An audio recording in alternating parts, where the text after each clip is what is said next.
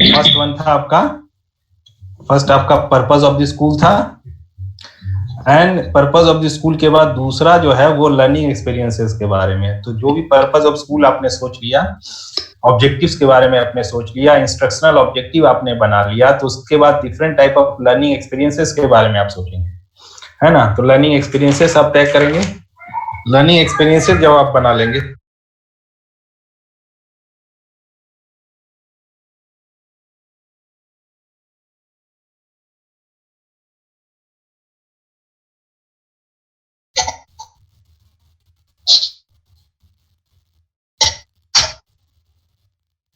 Hello, learning experiences के बारे में जब आप लोगों ने देख लिया, सर एक स्लाइड पीछे कीजिएगा तो सर थोड़ा सा, ये वाला पर्पस वाला सर। हाँ, पर्पस आप सोच लिए, पर्पस ऑफ द स्कूल, इसमें आपने ऑब्जेक्टिव्स के बारे में सोचा, ऑब्जेक्टिव्स के बारे में सोचा, स्पेसिफिक ऑब्जेक्टिव के बारे में सोचा आपने, और फिर आपने इंस्ट्रक्शनल ऑब्जेक्टिव बनाया। उसके बाद सेकेंड वाले में आप लर्निंग एक्सपीरियंसेस के बारे में सोच रहे हैं, लर्निंग एक्सपीरियंसेस के बारे में आप सोच रहे हैं, है ना। क्या क्या एक्सपीरियंसेस उनको करा सकते हैं, जैसे फील्ड वर्क हुआ, कंटेंट मैटर हुआ, सिलेबस हुआ, पेपर्स हुआ, एक्टिविटीज हुआ, ये सारे कुछ इसमें आएंगे लर्निंग एक्सपीरियंसेस के बीच में। थर्ड वन जो है इसका ऑर्गेनाइजेशन, है ना। ऑर्गेनाइजेशन जो है, organisation of this experience, organisation of this experiences. तो ये जो आपका थर्ड है, इसमें हम लोग क्या करते हैं, organisation and sequencing of this experiences must be systematic to achieve optimum results. Systematic ढंग से, जैसे हमारा सिलेबस में ही हमने सेमेस्टर 1 में कुछ पेपर रखा है, कुछ एक्सपीरियंसेस आपको दिया, सेमेस्टर 2 में अलग एक्सपीरियंस, थर्ड में अलग है, फोर्थ। ऐसा नहीं हो सकता है कि डिसर्टेशन आपको फर्स्ट सेमेस्टर में डाल दे, तो उसका सिस्टमैटिक आपका ऑर्गेनाइजेशन नहीं होगा, या ऑप्टिमम रिजल्ट हम लोग नहीं लेके आ सकेंगे। आप डिसर्टेशन पहले कर लें और रिसर्च पेपर बाद में पढ़े, तो ऐसा नहीं किया जा सकता।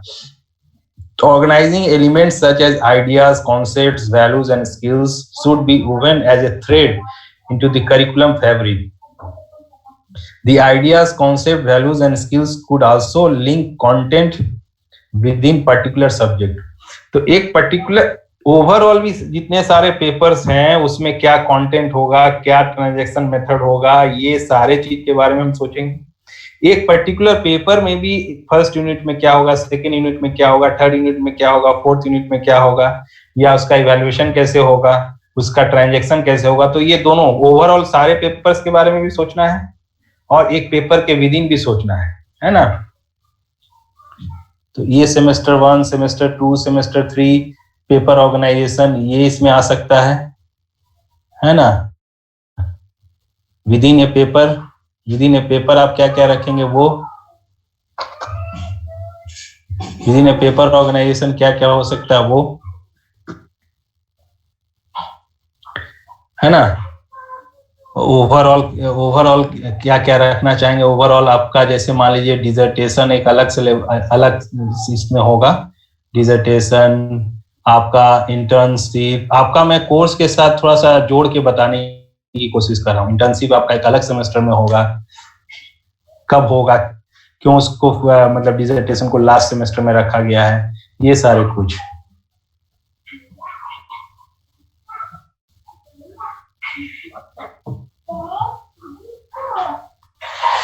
फोर्थ वाला जो है उसका है इवैल्यूएशन ऑफ दी पर्पसेस। तो आपने सबसे पहले पर्पस सेट करके रखा था, आपके ऑब्जेक्टिव्स आपने सेट करके रखा था, इंस्ट्रक्शनल ऑब्जेक्टिव आपने बनाया था, उसके हिसाब से आपने एक्सपीरियंसेस को चुना, एक्सपीरियंसेस क्या क्या होंगे वो चुना, और उस एक्सपीरियंसेस को आपने ऑर्गेनाइज किया थर्ड पार्ट में, थर्ड प्रिंसिपल में उसको ऑर्गेनाइजेशन किया, मतलब कौन सा सेमेस्टर में होगा, कौन सा पेपर कब रखा जाएगा, विदिन ए पेपर क्या क्या रखा जाएगा, उसका ट्रांजैक्शन मेथड क्या होगा, इवैल्यूएशन क्या होगा, ये सब। फोर्थ जो है वो है इवैल्यूएशन ऑफ दी पर्पसेस। तो जो जो आपने ऑब्जेक्टिव तय करके रखा था, इसमें आप देख सकते हैं Tyler's last principles deals with evaluating the effectiveness of planning and action. जो भी आपने प्लान किया और जो भी आपने एक्ट किया, ट्रांजैक्ट किया, वो कितना सक्सेसफुल हुआ, उसको इवैल्यूएट करते हैं। ठीक है, effectiveness of planning and action, ये हम देखने की कोशिश करते हैं। Tyler considered evaluation as important in curriculum development if the learning experience has produced the desired result. अगर हमारा लर्निंग एक्सपीरियंस है वो डिजायर्ड रिजल्ट प्रोड्यूस कर रहा है कि नहीं, वो देख लेते हैं हम लोग। लेटर, बाद में जब टाइलर को ये जो उनका अपना जो मॉडल था करिकुलम कंस्ट्रक्शन का, उस करिकुलम कंस्ट्रक्शन के मॉडल को उन्होंने बाद में रिव्यू किया। रिव्यू करके उन्होंने बाद में, लोगों ने बोला कि इसके अंदर आप कुछ चेंज लाने चाहते हैं या नहीं, तो उन्होंने ये 4 प्रिंसिपल में तो कोई चेंज नहीं किया, लेकिन उन्होंने बात कहा कि इसमें जो भी वो एडवोकेट किए हैं कि लर्नर्स का एंगेजमेंट को बढ़ाया जाए, लर्नर्स का एक्टिव एंगेजमेंट के लिए जो कर सकते हैं आप उसको करिए। ये उन्होंने रिव्यू किया, अपने मॉडल में रिव्यू किया कि लर्नर्स के एक्टिव एंगेजमेंट को बढ़ाया जाए।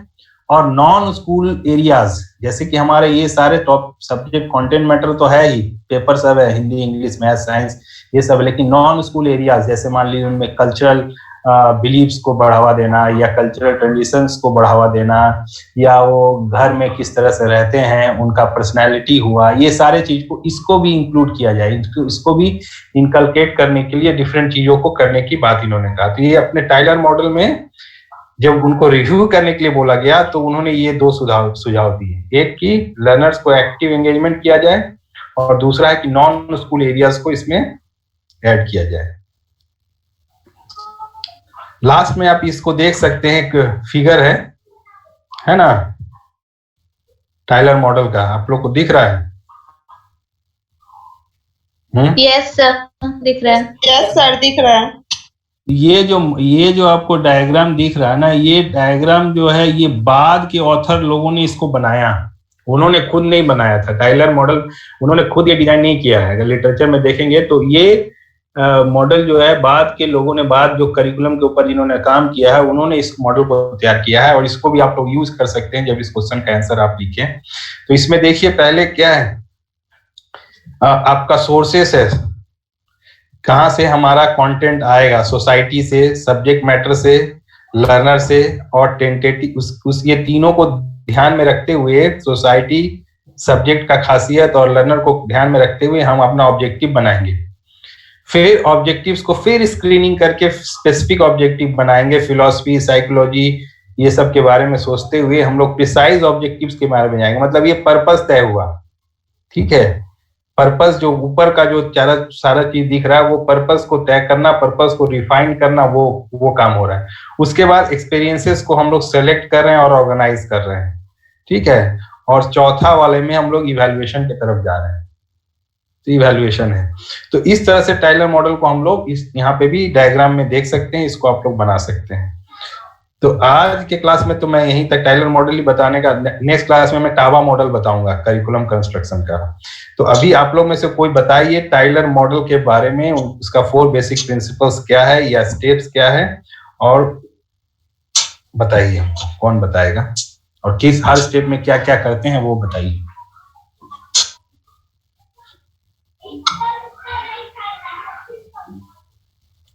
बताइए। यस सर, टेलर मॉडल को इसके 4 पार्ट में से डिवाइड किया गया था। पहला पार्ट था कि स्कूल जाने का क्या पर्पस है, फिर स्कूल करिकुलम डिजाइन करने के लिए या फिर स्कूल जाने का जो एक्सपीरियंस है, पर्पस है, वो क्यों है। सेकंड में था कि जो भी इसका एजुकेशनल एक्सपीरियंस है उसे किस तरह, उसका पर्पस क्या है, एजुकेशनल एक्सपीरियंस का पर्पस क्या है, और किस तरह से एजुकेशनल एक्सपीरियंस को किस तरह से ऑर्गेनाइजेशन किया जाएगा एक स्कूल में। और फोर्थ था सर, इवैल्यूएशन का प्रोसेस क्या रहेगा स्कूल में। ठीक है, और भी कोई बताइए। आप अच्छा सही बताएं आप। और कोई एक दो और सर इसमें ये भी था कि बच्चों के सिर्फ और सिर्फ मतलब एजुकेशनल पॉइंट ऑफ व्यू को नहीं देखा जाएगा, उनका स्कूल के मतलब उनके ओवरऑल पर्सनालिटी पे ध्यान दिया जाएगा कि करिकुलम इस तरीके से फ्रेम होके आए ताकि बच्चों का जो है होलिस्टिक डेवलपमेंट हो सके। कौन बोल रहा है? Roll number 5 Arundhati sir, roll number 5। अच्छा, ठीक है। और कोई बताइए। सर इसमें ये भी था कि एक्टिव पार्टिसिपेशन होना चाहिए स्टूडेंट्स का। सर लड़कों से पूछिए, लड़के जवाब नहीं दे रहे हैं सर। जितेश तो देख रहे थे कुछ बोलने वाला था, फिर चुपचाप है। सर इसमें ये भी था ना कि बच्चा जो स्कूल जा रहा है उसका पर्पस क्या है, वो क्या गेन कर रहा है। ये फर्स्ट स्टेप हुआ। उसके बाद सेकेंड स्टेप में जब पर्पस डिसाइड हो जाएगा तो फिर वो किस सिस्टमेटिक वे में उसका पर्पस को हम अरेंज करेंगे।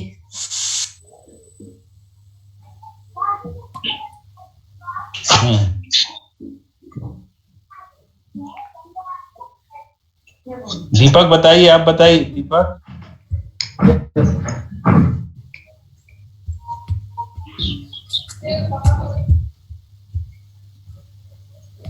दीपक बताओ। हाँ सर। हाँ सर बता रहे हैं। डिसाइड जो उसका पर्पस करते हैं पहले से। उसके बाद इसके लिए बन रहा है उसका ऑर्गेनाइजेशन, स्किल बन रहा है उसका और के आधार पर और एक्सपीरियंसेस के आधार पर डिसाइड कर। ठीक है, सुनिए अब मैं इसको और ये कर देता हूँ, रिव्यू करके खत्म करता हूँ। देखिए, पहला चीज था कि टाइलर मॉडल का कि पहले तो हम लोग purpose of the school decide करते हैं, जिसके अंदर objective, specific objective, instructional objective, बच्चा क्यों स्कूल आएगा, बच्चा क्यों पढ़ेगा, उसके बारे में वो सब तय करते हैं। उसके बाद या अगर इसको आप अपने अपने सिलेबस के हिसाब से देख सकते हैं। आप एमएड का सिलेबस के बारे में सोच रहे हैं तो एमएड सिलेबस क्यों करेगा, उसका ऑब्जेक्टिव क्या है, उसमें वो क्या क्या उसका स्किल डेवलप होगा, क्या क्या उसका कॉम्पिटेंसी डेवलप होगा, ये सब चीज आप सुनिश्चित करेंगे। और उसके बाद आपका उसके बाद हम लोग लर्निंग एक्सपीरियंसेस के बारे में सोचेंगे। हाँ बोलिए सर। यहाँ पे जो educational experience related to the purpose है सर, तो एजुकेशन शैक्षणिक अनुभव से कैसे रिलेट पर्पस को करेंगे, नहीं समझ में आ रहा। ये तो बहुत आसान है ना। ऑब्जेक्टिव अगर आपका ये है कि बच्चे में टीचिंग स्किल्स डेवलप करना है, अगर आपका ये ऑब्जेक्टिव है तो उसके लिए आपका एक्सपीरियंस में क्या आ रहा है कि आप बच्चों को स्कूल में इंटर्नशिप के लिए ले जा रहे हैं, तो ये लर्निंग एक्सपीरियंस हुआ। आपने ऑब्जेक्टिव रखा है कि उसके अंदर स्किल और कॉम्पिटेंसी डेवलप करेंगे इसके बारे में, टीचिंग के बारे में, तो उनको आपको इंटर्नशिप में भेजना पड़ रहा है। ये इस तरह से एक्सपीरियंसेस रिलेट हो गया ऑब्जेक्टिव से, है ना। या एक बच्चा कैसा हो, एक बच्चे के इंडिविजुअल को समझना है कि उसका मानसिक विकास कैसे होता है, तो इसके लिए आपने लर्निंग एक्सपीरियंसेस में साइकोलॉजी का पेपर रखा है, साइकोलॉजी ऑफ लर्नर रखा है, तो इसलिए आपका लर्निंग एक्सपीरियंस और पर्पस रिलेटेड है। तो सर वहाँ पे लर्निंग एक्सपीरियंस और यहाँ पे लिखा हुआ है एजुकेशनल एक्सपीरियंस, सर दोनों सेम है? हाँ, एक ही बात है, कोई दिक्कत नहीं। कैसे? और उसके बाद उन एक्सपीरियंसेस को हम लोग ऑर्गेनाइज करते हैं कि कब किसको देना है, किसको कब पढ़ाना है, किस तरह से लेके जाना है, वो डिसाइड करते हैं। और उसके बाद हम लोग इवैल्यूएशन करके देखते हैं कि हमारा जो प्लान जो किए थे और जो एक्शन हमने लिया है, ट्रांजैक्ट जो किए हैं, वो कितना सक्सेसफुल रहा है। और किसी ने आपने बताया कि इसमें स्टूडेंट्स के एक्टिव एंगेजमेंट के बारे में ध्यान रखते हैं और नॉन स्कूल एस्पेक्ट जैसे उसकी पर्सनैलिटी, इंटरेस्ट, इसके बारे में वो मैंने बताया था। ये लिखिए, सही बात है, लेकिन ये लिखने का मतलब ये है कि जब रिव्यू उन्होंने किया, अपने मॉडल का रिव्यू जब उन्होंने किया, तब ये दोनों चीज को उन्होंने ऐड किया कि स्टूडेंट्स का एक्टिव एंगेजमेंट होना चाहिए करिकुलम में, और दूसरा है कि नॉन स्कूल एस्पेक्ट्स भी उसके अंदर आना चाहिए। ठीक है, तो देखिए, मैं तो ये जो प्रेजेंटेशन है इसको भी मैं गूगल क्लासरूम में डाल दे रहा हूँ, और एक समरी मैंने पेपर में लिखा है उसको भी आपका इस पे, ये पेपर में मैंने लिखा है चारों स्टेप को, इसको भी मैं आपको व्हाट्सएप कर देता हूँ। ठीक है? Yes sir.